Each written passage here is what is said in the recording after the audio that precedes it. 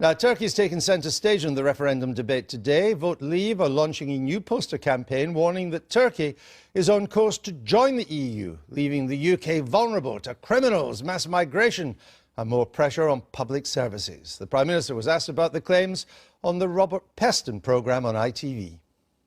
We have a veto, every country has a veto, and let's be clear, as Boris himself said, Turkey joining the EU is not remotely on the cards. At the current rate of progress, it would be decades, literally decades, before this even had a prospect of happening, and even at that stage, we would be able to say no. Well, that was David Cameron this morning, but here's what he had to say in a speech in the Turkish capital, Ankara, shortly after becoming Prime Minister in 2010. It makes me angry that your progress towards EU membership can be frustrated in the way that it has been. My view is clear. I believe it's just wrong to say that Turkey can guard the camp but not be allowed to sit in the tent. So I will remain your strongest possible advocate for EU membership and for greater influence at the top table of European diplomacy. The Prime Minister, 6 years ago, after becoming Prime Minister.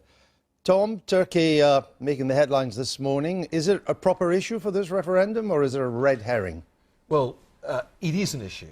And quite frankly, the Leave campaign would be delighted that we're now talking about Turkey all today, possibly a bit of tomorrow as well, because every time you talk about Turkey, you conjure up the image of more migration, uncontrolled migration from a poorer country, and it's a Leave win. So I'm not entirely sure whether the Prime Minister is right to engage in this one. But in terms of the substance, he's been pulled into it by this claim by Penny Mordaunt, the Defence Minister, this morning, whose judgment he just also questioned on the rival TV channel just there. Extraordinary thing, the Prime Minister questioning his own Armed Forces Minister's judgment.